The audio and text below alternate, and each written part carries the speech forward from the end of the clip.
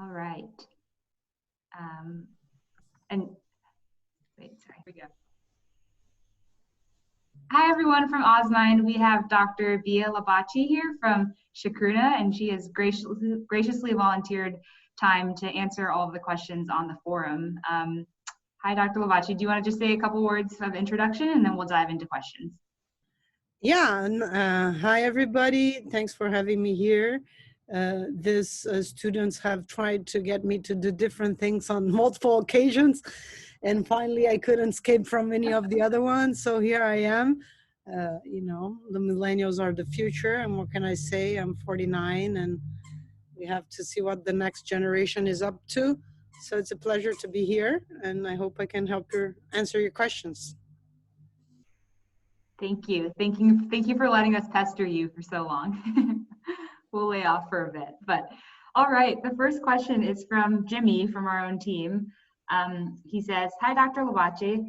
Thank you for doing this. I would love to hear your thoughts about how we should take a holistic approach to medicine and mental health care, combining approaches from a more pharmacologic or mainstream medical perspective with approaches from plant medicines, traditional practices, rituals, and holistic healing.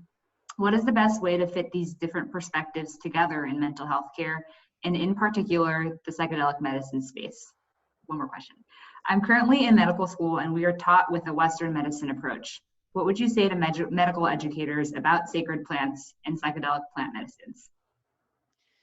Well, I'd start by telling the medical educators that they have a lot to benefit by studying anthropology and learning from anthropologists and social sciences. So I really think that we need to have a better holistic global understanding of psychedelics and plant medicines. And it's only a very small part of humanity, and historically very recent and numerically very limited perspective, which is to believe that the body can be separated into different areas, and each area have an expert, and those things can be reduced to molecules and identifiable virus or diseases.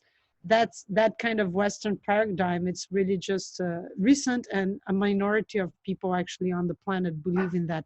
The whole majority of other societies and other times have considered health something of more of an holistic affair. So it's not exactly this idea that one active principle is good for one disease, but the traditional perspectives on healing and on disease is really that healing involves multiple layers. So it's the relationship, it's the physical dimension, what happens in the body, but it's also the relationship of the individual with himself and the relationship of the individual with others, and also of that individual and that collective group to kind of the cosmos or invisible forces, or the world of spirits, or the ancestral world, the invisible world, other dimensions that are maybe not visible to the eye, but that also exists. So traditionally in Amerindian, I have focused a lot in studying Amerindian populations, indigenous people from the Americas.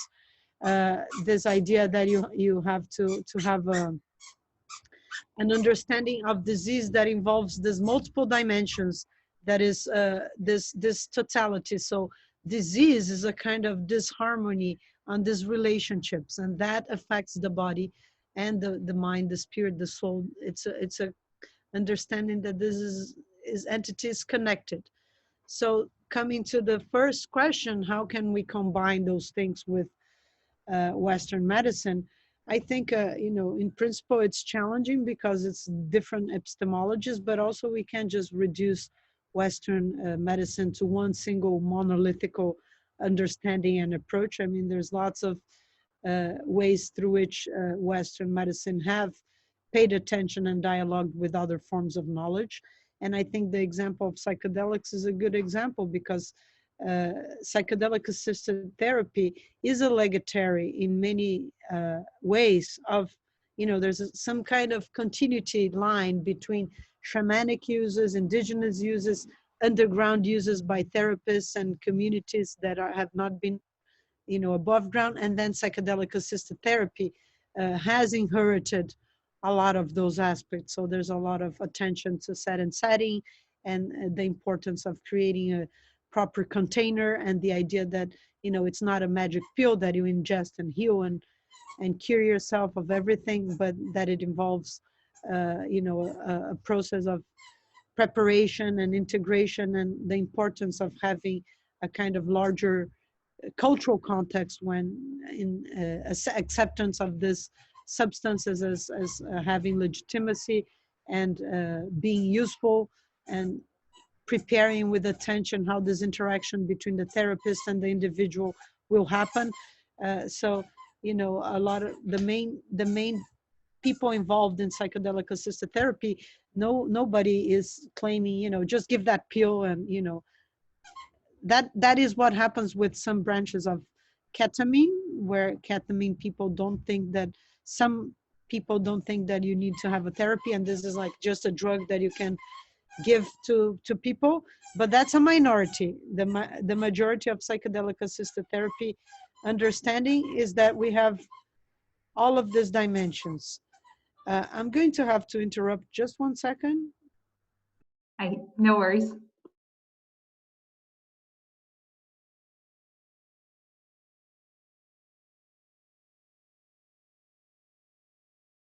Okay, sorry about that. I'm back. No worries. Great. Awesome. Well, that's really helpful and really interesting to hear your perspective about how to blend both worlds. The next question is from Jay World, and the question is, I'm not very knowledgeable about the space. Could you explain what shamanism is and what plant psychedelics are most useful or promising as medicines? Thank you. Okay, so there's different conditions. I think MDMA has been identified to be useful in the treatment of PTSD. Psilocybin is being used a lot to treat depression, and there has been also work using MDMA to treat social anxiety of autistic people. Ayahuasca has been tested for depression, or also for anxiety, addiction. There's a lot of different, ayahuasca has been used in different experiments with, like, from anything from its potential in healing grief or eating disorders, a lot related to, as I said, addiction, social anxiety, depression, and just general. All psychedelics can be effective and have substantial influence over, like, quality of life, identity, well-being. So also not just particular diseases or ailments, but also you know, the relationship of one with oneself, and just levels of quality of life and well-being. And there has been research on how psychedelics have helped queer people to feel better about their identity or their sexuality. And psychedelics have been reported to having really powerful, incredible effects on multiple areas of life. Shamanism is a term that is used kind of in a generic way to talk about this expert in traditional indigenous communities that is responsible to, let's say, do a kind of mediation between the world of humans and the world of non-humans, or the invisible world, the world of the ancestors, the world of the deceased, the world of the spirits. And so the shaman is a kind of translator, a kind of mediator, a kind of communicator of establishing these relationships between these different worlds. And there's multiple different variations of shamanism and different plants. I'd say that perhaps the plant that is one of the strongest classics of shamanism, and it's used throughout the Americas, is tobacco. Tobacco is a kind of really omnipresent presence. It's been used through South America, Central America, North America, and the continent of the Americas is particularly rich in terms of psychedelics. There's much more flora and fauna that are psychedelic native to the Americas. And so compared to the old world, we are really sitting on the beacon of this plants and traditions. And so there's also different types of shamanism and things that go shamanism can be related to multiple aspects of life, and plant medicines can be related to strengthening identity and ethnic ties, or related to territory, to the transmission of culture, the transmission of knowledge, related to music, painting, ceramics, crafts, be related also to just celebration or aesthetics, and also to healing, or maybe to the defense of territory, or even in being better at war, and in advancing strategy and relationship to others. It's been very strong in creating pan-ethnic alliances. So it's a very central institution of traditional people, and it's kind of hard to just explain uh, in a AMA. But there you go. That's my answer. Well, you did a great job of trying. That was really, really informative. Cool. The next question is from Pesser. The question is, what are the plant medicines that are working towards FDA approval, and what are their timelines? And are people legally allowed to have psychedelic plant medicines in the US prior to FDA approval? So no, it's illegal prior to FDA approval. There is a timeline for expanded access, which will be a special permission for people under certain health conditions, but that hasn't really started, although it's coming up soon. I think the timeline, as far as I can tell out of the top of my head, it seems to me that we're looking at the approval of MDMA by 2022 and psilocybin by 2023. So it's really around the corner, and it's it's growing, and it's almost there, almost a reality. Great. I think I'm going to pop in my own question here because it relates to that. But what are your thoughts on the decrim and legalization movements? And do you think that there will actually be enough traction where this will be widely decriminalized? I think the decriminalization movement is a fantastic movement. I am in favor of decriminalizing substances. There's plenty of evidence that prohibition doesn't work. Prohibition has been a tool of oppression for Black and brown communities. It has been used as a means to invade other countries and control minorities, and it's just a big failure on multiple ends. Has created this incarceration system that is completely overloaded, and has not been successful in achieving control of drug quality, and just created a lot of black market and a lot of corruption, and is just also realistic in terms of human nature and human needs, because there has been the use and the search for psychoactive substances since the beginning of times, and throughout different times and histories. So prohibition from all standpoints is just a big failure.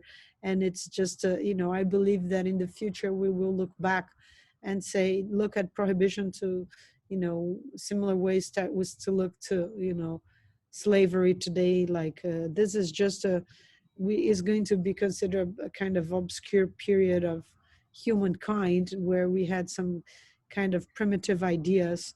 And within the spectrum of decriminalization, there has been a lot of conversations on whether we should decriminalize just psilocybin, and other people think that we should decriminalize all plant medicines, and other people think we should decriminalize all drugs.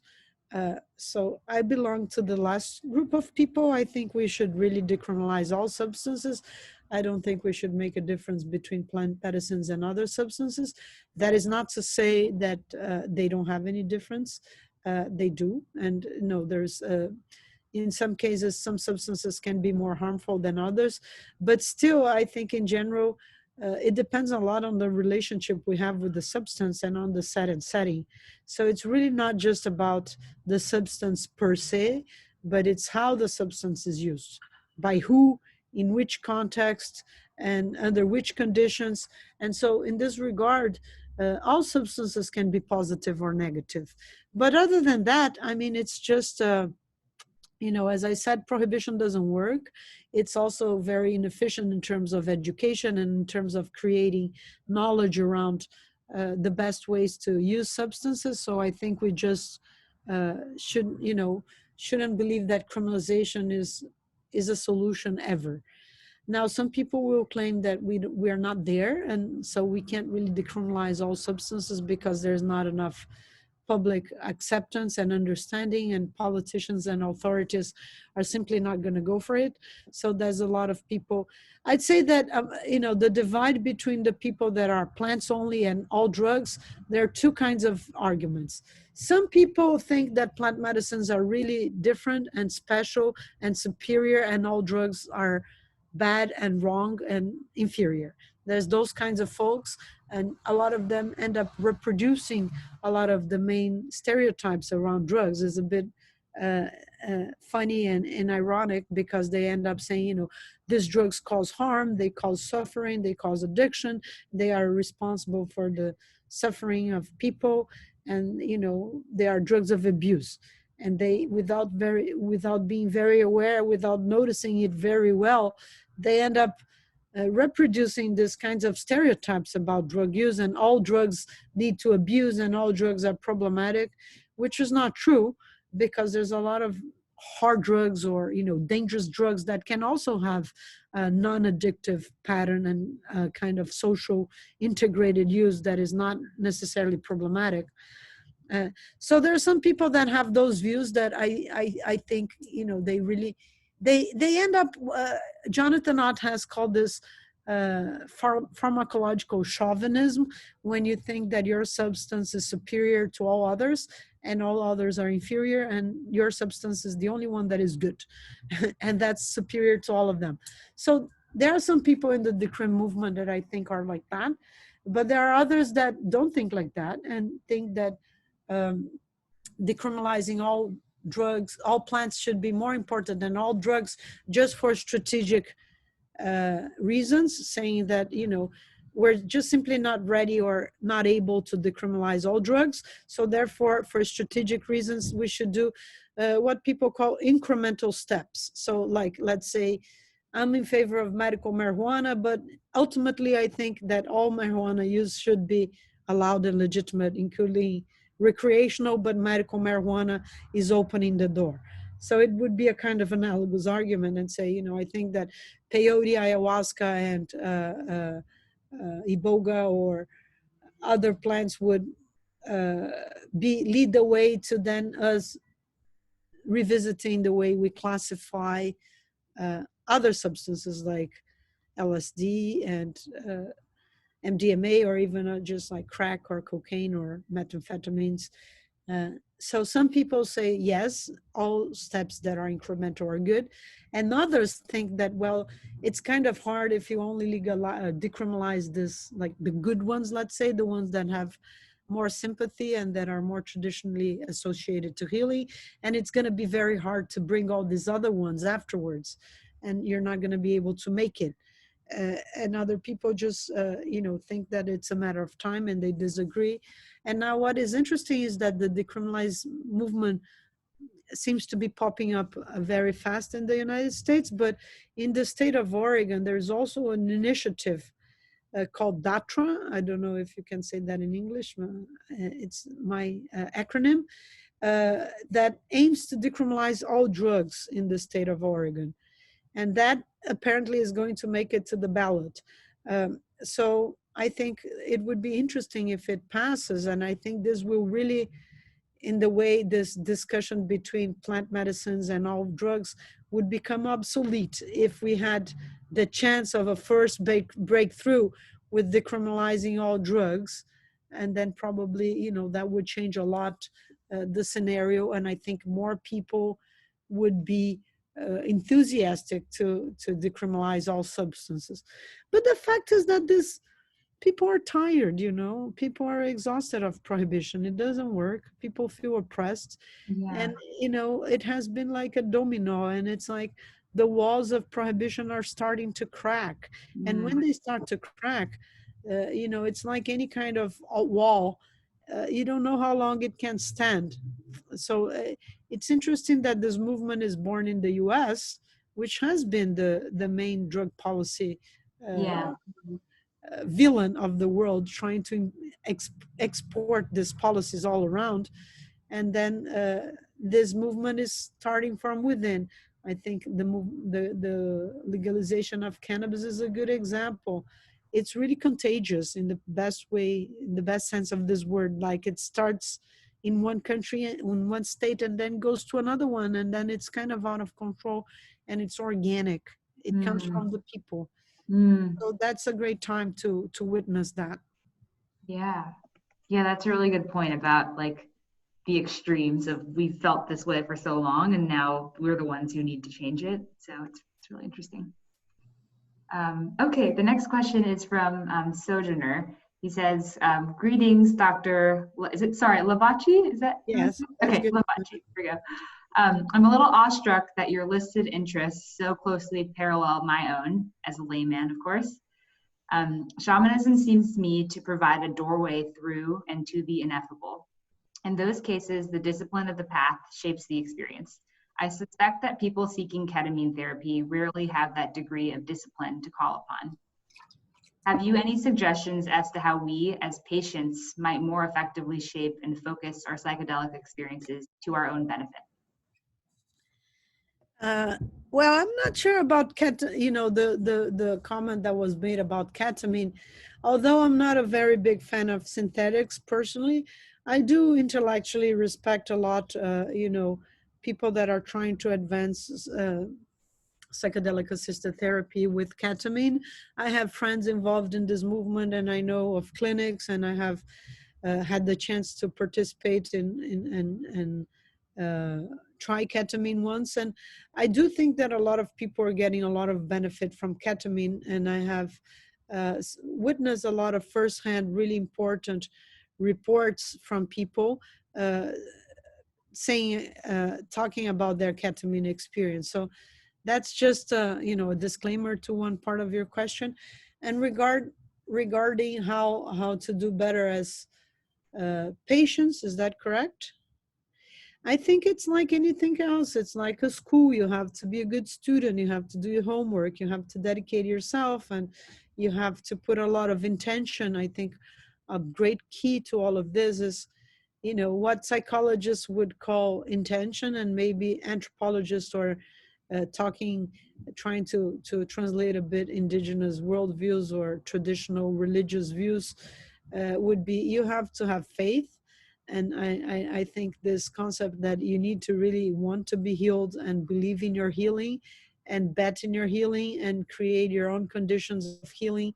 And you know, um, invest, dedicate yourself to that, believe in that. So take care of yourself, prepare your body, prepare your mind, prepare your soul, have faith, talk to people that have been through that, read, go to the Chakruna site, read our articles, make a donation to Chakruna. That will pay off. No, just kidding. uh, that will really heal you. No.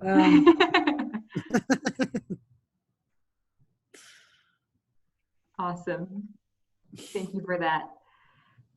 The next question is from Gara. Gara asks, I know in other parts of medicine, there have been examples of pharma companies taking molecules from plant medicines that are known to work and then creating new medicines from those plant compounds to patent and get through FDA approval. Could you talk about this trend in general and also for psychedelics specifically? Thanks so much.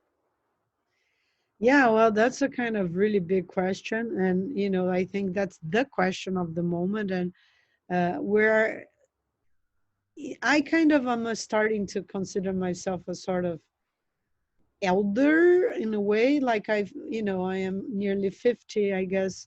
I've been doing this work for like 24 years. And I, you know, I've seen it. I'm not like the first level pioneers. There's a whole generation before me, but I have already of a kind of a lifetime experience in seeing the transformation of the field. And it's really transforming in an incredible pace. It's just going very fast and very crazy. it's like nauseous. It's so intense, and it's by the minute there's a new venture capitalist, a new techie, a new uh, business person, a new everything. Everybody's interested. It's like the ultimate gold rush. And so we are kind of feeling challenged and disheartened to see that a lot of the new players don't have a lot of ethics. And, it's just big pharma and big money coming into the field.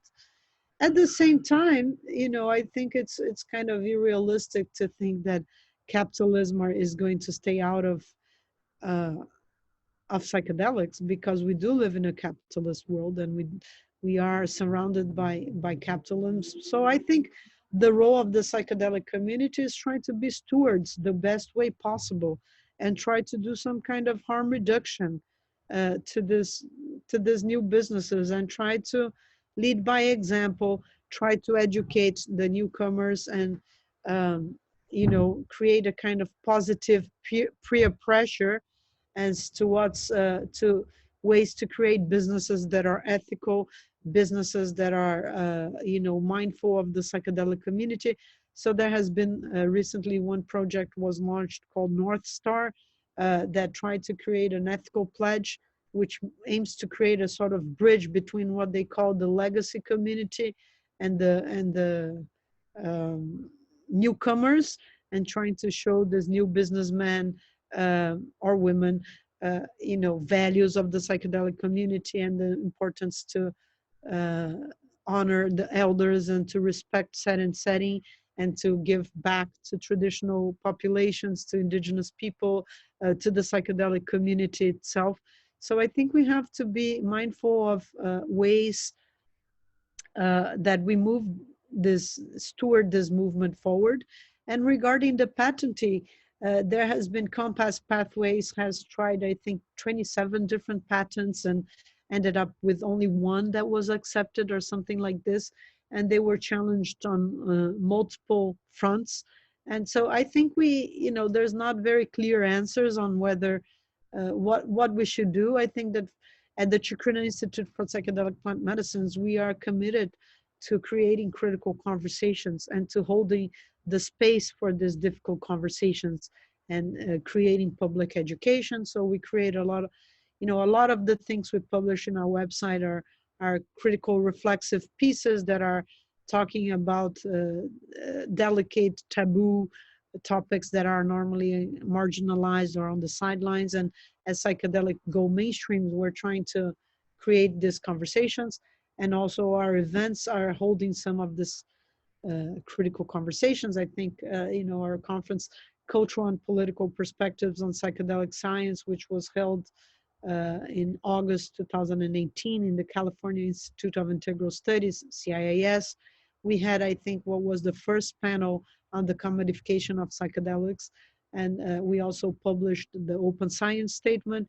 I mean, it was already published, but we gave a whole another level of visibility by republishing it, and launched it with the press release, and tried to make a big, splash and conversation around it. And now we held Psychedelic Liberty Summit, which was a huge conference that had at the forefront the discussion on decriminalization, legalization, commodification, access, medicalization.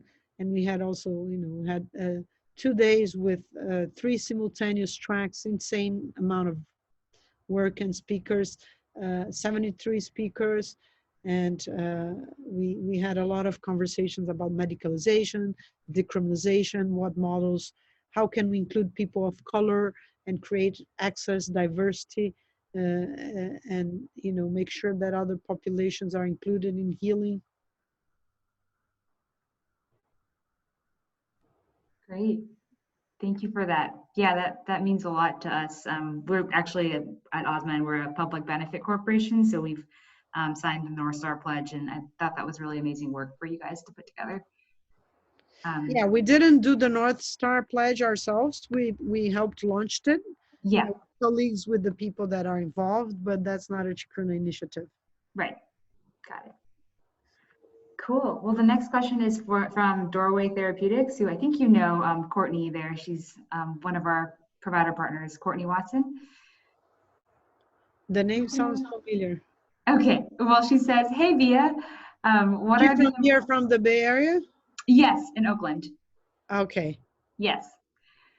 Um, she says, "Hey, Bia, what are the important principles and practices contemporary practitioners should incorporate/abide by from indigenous and ancient cultures that have used plant medicines for thousands of years?"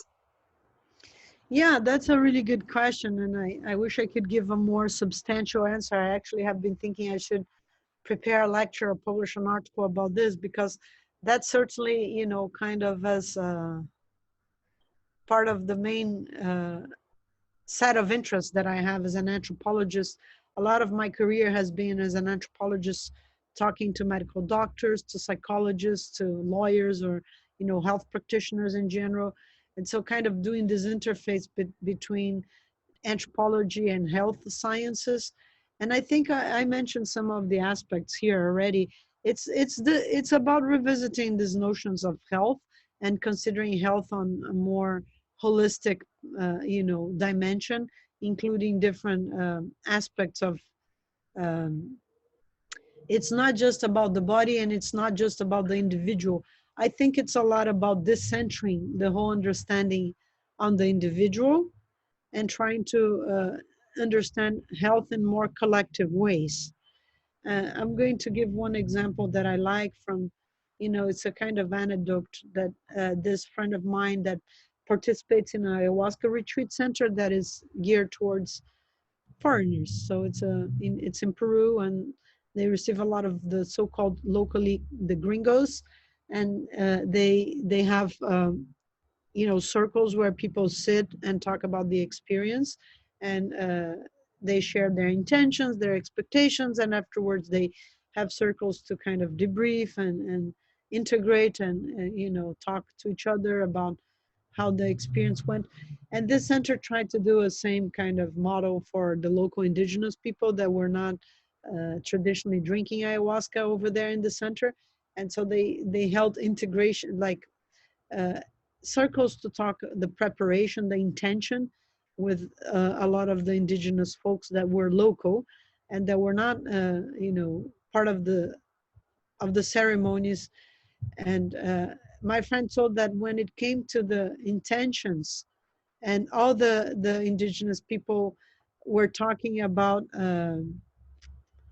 like their whole intentions were a lot of things like, you know, I hope the river gets cleaned, or I hope my grandmother be better, or I hope our land that is under dispute currently, we get back access to our land. That the whole majority of wishes were all towards more collective things or towards the other. And it's a kind of irony, because, you know, a lot of psychotherapists will say, well, the first thing is to look within, and if you don't start by transforming yourself, you don't get the basics, and you're not going to be able to change the world if you don't start with yourself. But that's a very kind of Western paradigm where you really have the individual at the center, and, you know, considered the main important aspect, when I think you should have um, access to other. It's not just about the individual. So that's one point, I think, to decenter the individual. And the other is to really take seriously this idea of intention, and what do you want to achieve with this experience, in as I say, um, a kind of more global, holistic way, I think. That is something we can learn with indigenous people. And the other thing is the importance of set and setting, and the context in which the experience happens. The context is perhaps more important than the substance.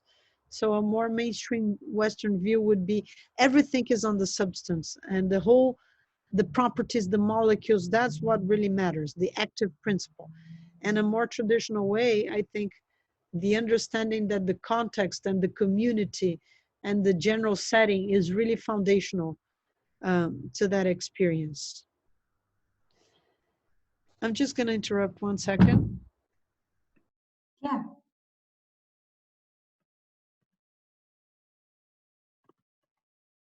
I'll pause the recording. Indigenous people. Sure. The other thing I think we can learn, you know, one of the main things we can learn with Indigenous people is to revisit our relationship to nature, and the way we have, you know, our anthropocentric views that consider that humans are superior to other species and can dominate and use the other species and the natural resources to our own benefit, and not considering the other animals or plants or, you know, minerals and all the rest like equally valuable and full of life or rights or agency or intentionality, or, you know, the same ontological status that we have and the same rights that we have. And we just consider that we are in this right to own and appropriate ourselves from indigenous, from nature. I think that has created a model that is really coming to a kind of checkmate. We are currently living this in this global pandemic that is so incredibly violent and harsh on us, that has kind of steal us the right to hug and to be together and to touch each other and to be in community and to perform our basic needs for having a social life, and has had so many tolls on our spirit and our bodies and also on our economies. But that in many ways is a kind of you know, warning of nature and of a kind of message also. You know, traditional people have warned us that transgressions with nature might cause revenge and a payback from animals and the spirits to us. And I think coronavirus is something to remind us of this need to reevaluate our relationship to nature. So regarding what indigenous people and traditional knowledge can teach us, I think it's a lot about taking into consideration our, you know, some of our foundational principles as societies that have not been working so well. Wow. Yeah, that's really humbling. Really interesting perspective. And then Courtney at Doorway had one more question.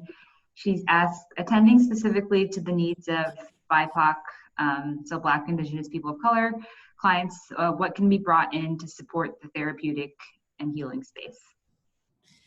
Yeah, I think the first aspect that is most needed with Black, Indigenous, and people of color is populations, is cultural humility. So when you're dealing with different populations, to understand that there are specific needs and try to understand what those needs are, and you know, create therapies that are more mindful and guided towards those populations. So one thing, you know, it can be from anything from paintings on the walls through the specific music that is utilized, or to the recruiting materials that have to be sensitive to those populations.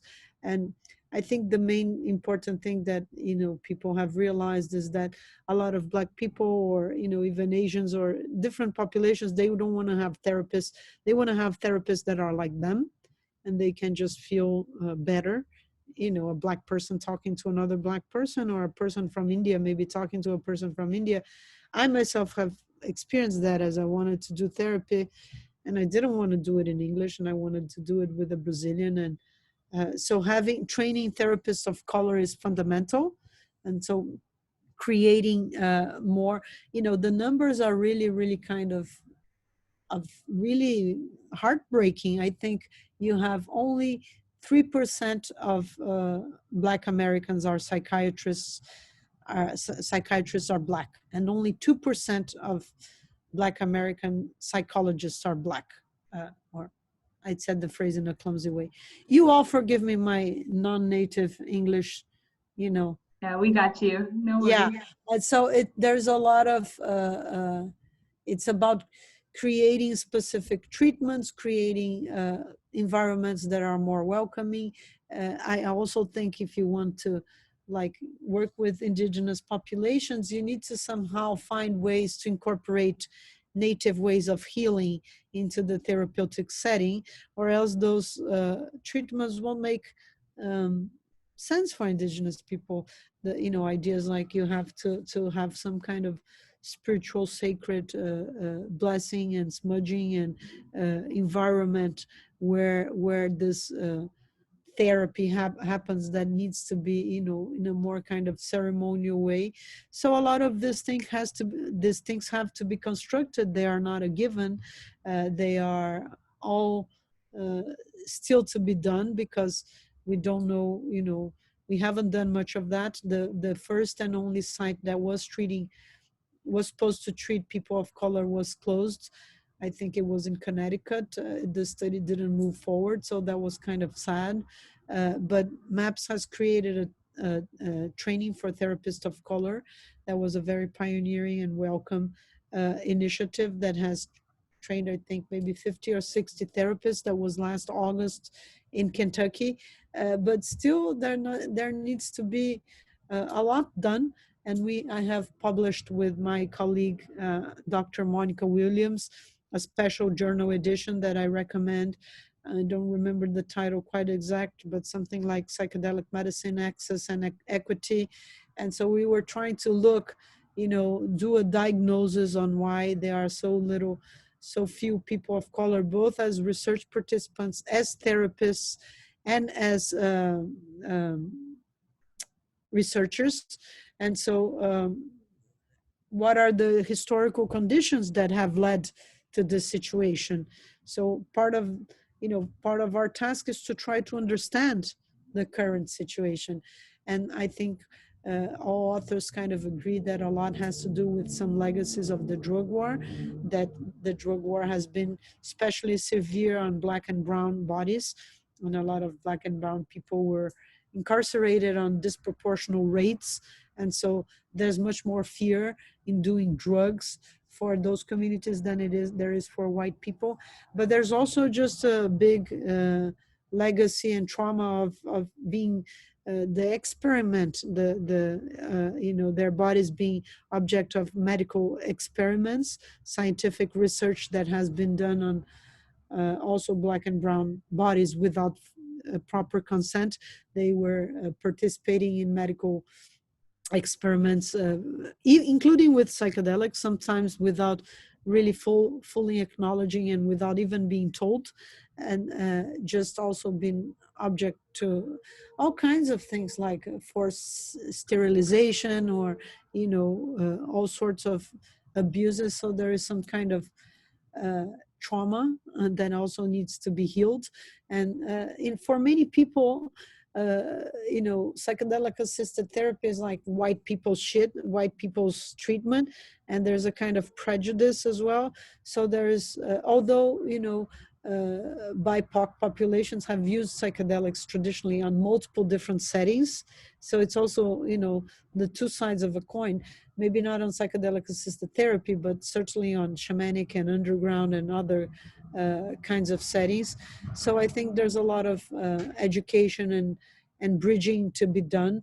I think a lot of the hippie movement has been kind of white in many regards.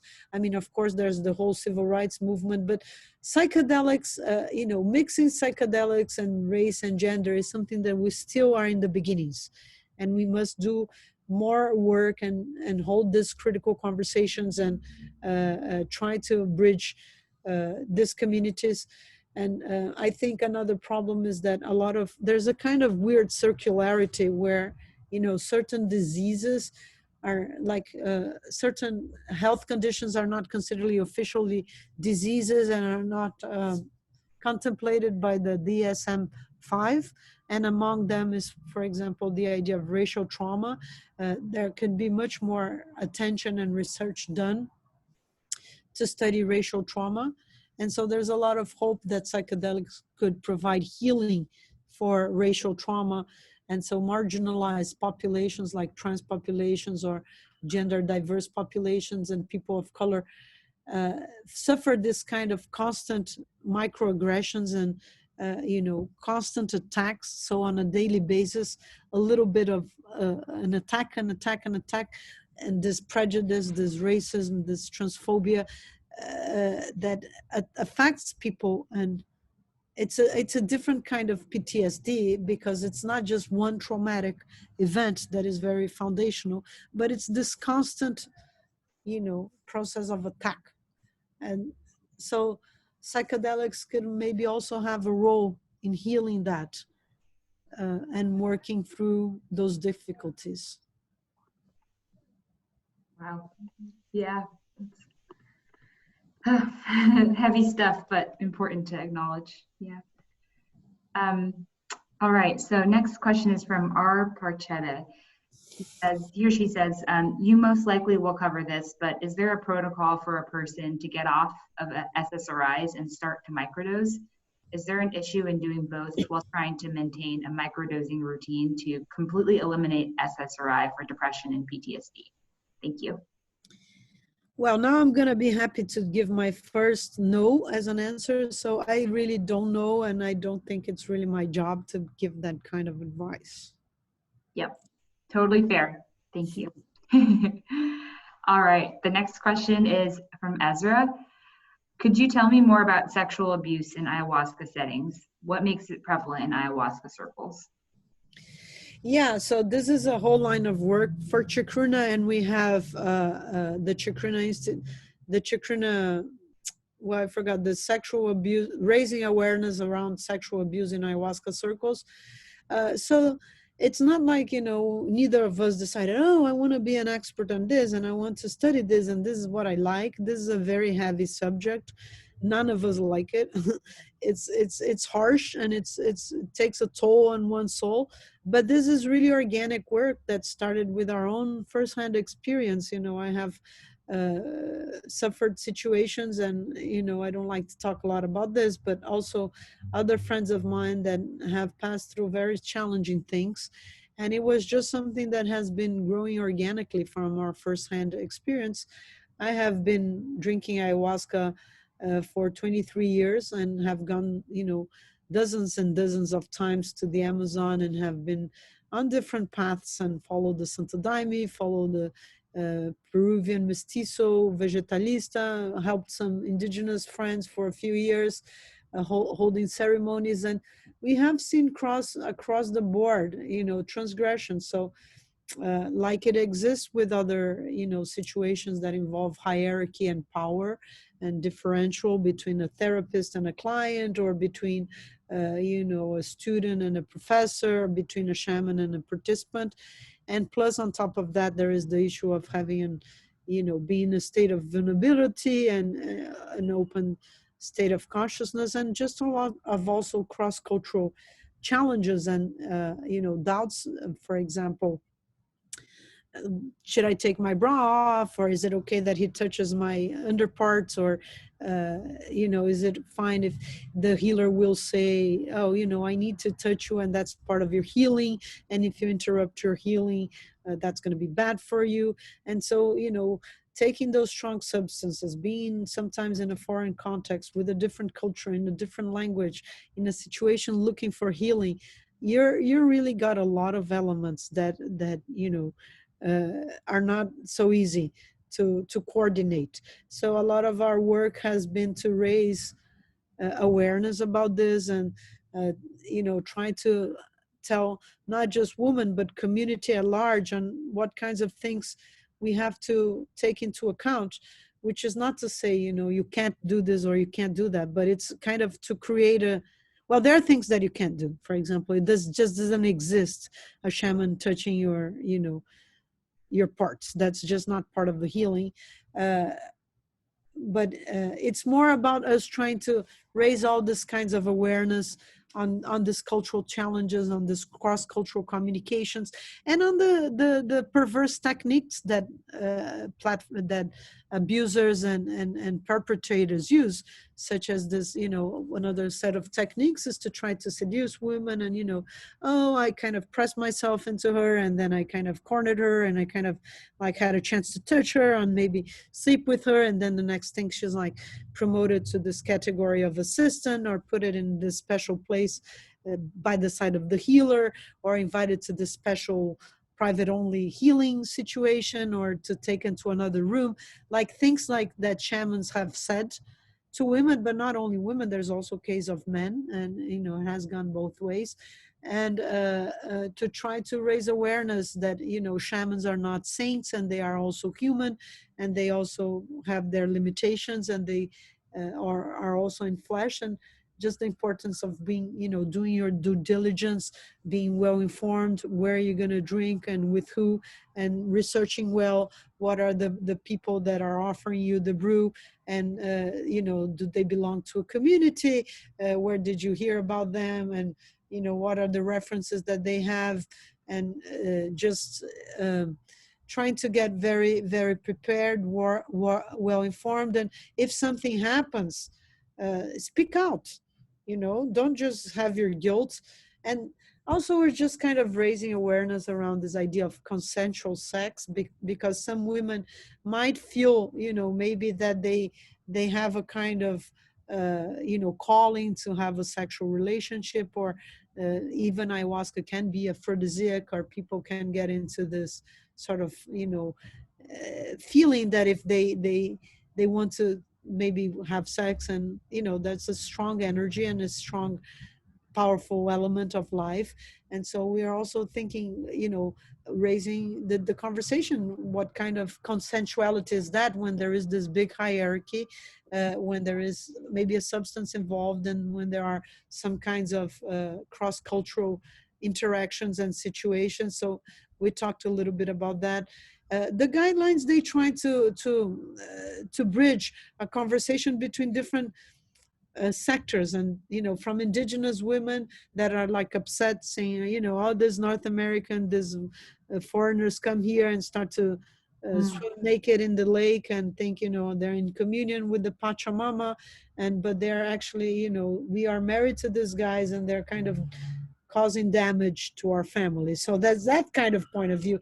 And there's on the other side of the spectrum, American feminists that will get upset if you say, watch out about what you're wearing, because that could give wrong messages. And then this woman will say, well, it's not up to women to not wear what they want, and because they wear whatever they want, they can't be raped, and that's on men not to rape them. And it's a very contentious area. It can get a lot of different people upset for different reasons, and it's just very hard to like have one unified message. So the conference tried to create all of these bridges and all of these conversations between these different communities. I very much recommend that you read our guidelines. They are in our site, and we also have, so it's called the Ayahuasca Community Guide for Awareness on Sexual Abuse. And we talk about this spectrum of things. So we have the guidelines, they are translated into several languages, and we also have a legal resources, which is some kind of what are your rights, and what are your what are nonprofits, or contacts to places that you can drink with, and also what are the legal dimensions. So all of that is available in our site for free. Wow. Thank you for, the explanation. Yeah, I think it sounds like there's so much to think about, but the awareness is a really good starting point. Yeah, the main point is people have to speak up. We have to lose this taboo of talking about these things. We have to, get informed, talk about it, exchange information, think about what is the brew that you're consuming, with whom, which shamans, which center. We really need to bring this to another set of references, because we have to do more. We have to do better. Yeah. Thank you. Cool. And then the last question is from Sleepy Tree. They say, "Hi, Bia. What are your favorite deep dive reads about psychedelic assisted therapy? Something for people who have already read classics like LSD, My Problem Child, or How to Change Your Mind." A book that has been very influential for me was the co-edited by Tom Roberts and Michael Williams. It's a history of psychedelic assisted therapy, and it was published with Prager. Now there was a second edition out. I haven't read that one yet. That was co-edited, I think, by not by Tom Roberts and Michael Wilkelman, but now I think by Tom Roberts and Ben Sessa. It's also a big compendium. Normally I use it to put under my computer, but it's in the other room. That's for sure a classic. And then I think, just reading some of the classics of anthropology instead of psychedelic assisted therapy, I think are a book that really influenced me, that is terribly hard to understand, is Michael Tosik's book on shamanism in Colombia, about the wild man shamanism and terror or something like that. It's a kind of really strong classic. And there's a lot of different Brazilian anthropologists. I also like a lot our own books about ayahuasca, and with Routledge, and on the globalization of ayahuasca and cultural reinvention. I mean, we have also in Chacruna 2 pages about the 40 best ayahuasca books that we curated. And we have another one, like the 20 more influential biomedical papers. Maybe you guys can post it on your link. Cool. Super helpful.